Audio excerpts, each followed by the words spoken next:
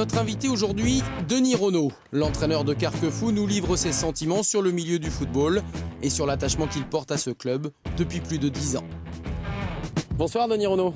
Bonsoir. On est ravis de vous retrouver ici au Moulin Boisseau, au siège de l'USJA Carquefou, votre club de cœur. Alors pour ceux qui ne suivraient pas de près le championnat de France de football amateur, on va rappeler que vous êtes un fidèle, 11 ans déjà ici dans ce club. Complètement, mais oui, ça passe. Et ouais, ça passe déjà. Et c'est vrai qu'on se souvient tous de cette image d'un certain 18 mars 2008. Vous accueillez Marseille pour les huitièmes de finale de Coupe de France. Vous gagnez devant 36 000 spectateurs à la Beaujoire. Ça reste votre meilleur souvenir sportif? Ce soir-là, sans s'en rendre compte, on a fait quelque chose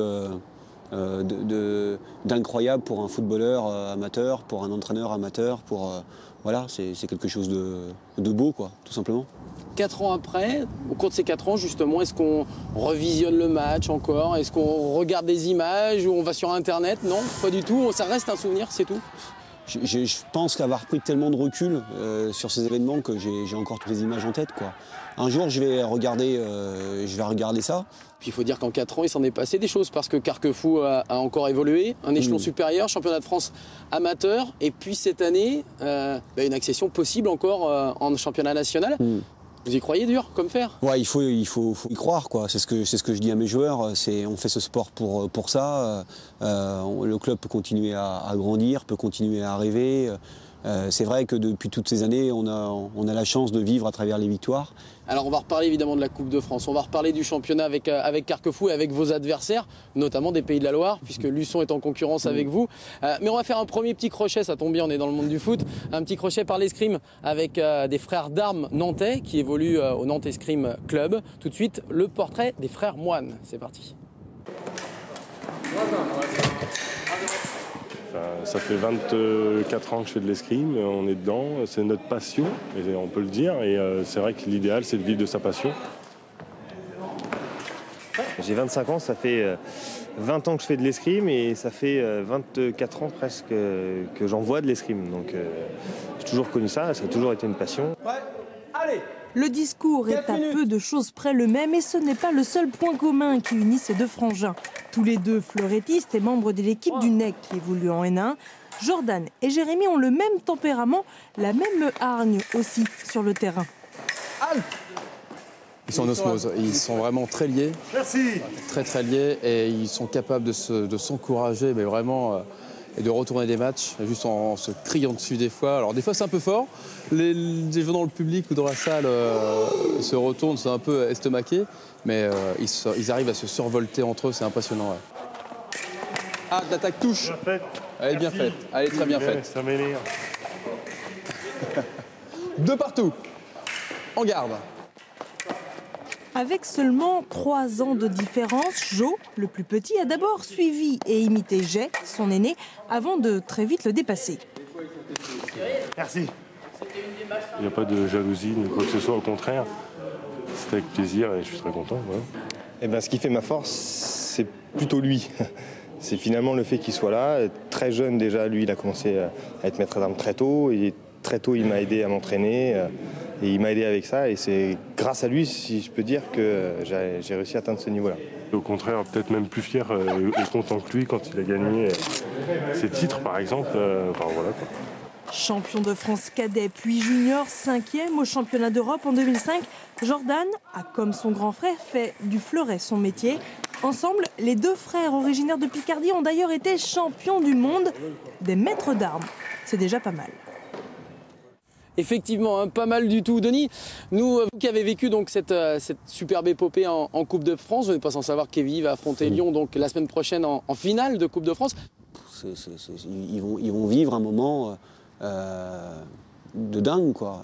Se retrouver au Stade de France contre l'Olympique Lyonnais et avec cet espoir de pouvoir la gagner, quoi. Et voilà. Oui, parce qu'on a le sentiment justement que depuis plusieurs saisons que le fossé se rétrécit entre les grands clubs professionnels et les clubs amateurs, mais qui sont quasiment semi-pro maintenant. J'ai le sentiment sur ces matchs, pour avoir regardé tous les matchs de Quevilly, qu'il y a une rage, il y a une soif de vaincre, il y a cette envie qui par moment est en train de fuir certains clubs pro, quoi.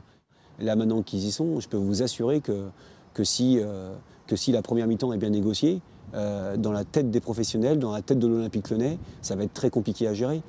Allez, c'est la pause, c'est la mi-temps de ce Soyons Sport. On va parler gestes techniques. Est-ce que vous savez, Denis Renaud, ce qu'est une Forsberg? C'est pas une bière, hein, je vous rassure. Oui, parce que j'allais dire ça en fait. Non, c'est un geste technique de roller hockey. Et chez nous, c'est Valérie Chopin qui connaît bien la Forsberg. Regardez. Bonjour. Bon, pour parler roller hockey aujourd'hui, évidemment, j'ai chaussé les rollers, cher Anthony. Et puis ensuite, pour parler gestes techniques dans cette discipline, c'est Thomas Neveu. Bonjour et merci. Bonjour. En tant que joueur des Hawks, vous allez pouvoir nous aider un petit peu. De quel geste technique allons-nous parler aujourd'hui? Il s'agit en fait de la Forsberg. La Forsberg, alors déjà, ça vient d'où? Ça vient en fait d'un joueur suédois, Peter Forsberg, qui a pour la première fois fait ce geste. C'est un joueur qui jouait dans la plus grande ligue au monde, la Ligue nord-américaine. Et en fait, ce geste consiste à emmener le gardien d'un côté pour ensuite remettre le parallèle sur le côté d'une main et le pousser au fond du filet. Une sorte de feinte à la suédoise, en fait. Voilà, c'est ça. Alors concrètement, qu'est-ce que ça donne?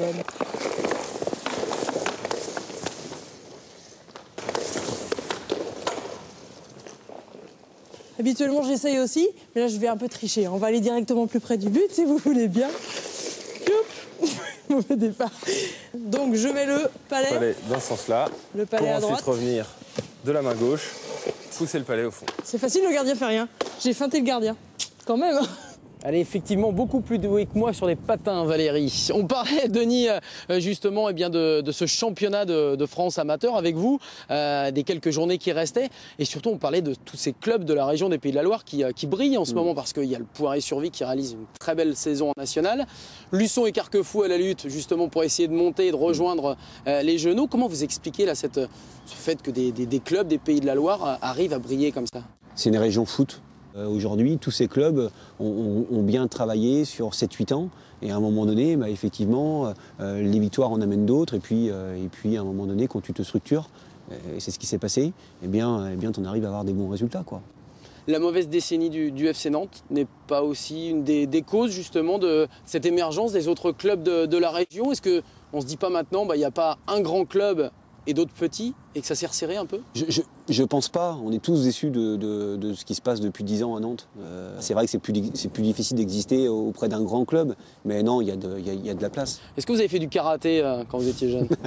Non, j'ai fait un peu de judo parce que j'étais à la faculté de sport, mais j'étais pas très doué, quoi. Bon, allez, rien n'est jamais trop tard. Moi, ce que je peux vous conseiller, c'est d'aller voir Ali Rejdaoui. Il est 7e dan de karaté, ceinture noire bien évidemment, et c'est la référence dans la région des Pays de la Loire. Regardez.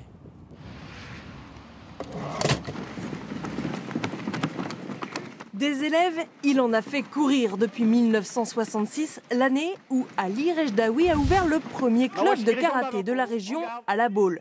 Les premiers karatékas d'une très longue série. Mes premiers élèves m'ont ramené leurs enfants, puis après leurs petits-enfants. Alors voyez-vous, de génération en génération, donc j'ai entraîné plusieurs générations en quelque sorte. Après La Baule et Saint-Nazaire, c'est à Nantes que le plus haut gradé de la région en karaté, 7e dan depuis septembre dernier, transmet sa passion à des élèves de tout âge, aussi respectueux qu'admiratifs. Il est très gentil, il est aussi très fort. On est un peu impressionnés, parce qu'il n'y en a pas beaucoup en France déjà. Est-ce que toi, c'est ton objectif de faire aussi bien que lui un jour?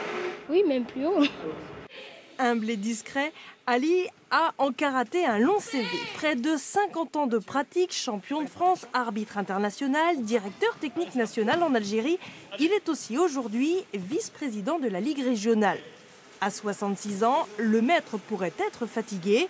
Il est au contraire toujours en forme et passionné.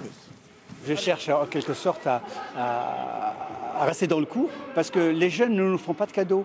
On ne demandera pas à Giroud de marquer des buts, mais nous, on nous demande de faire ce qu'on leur demande d'exécuter.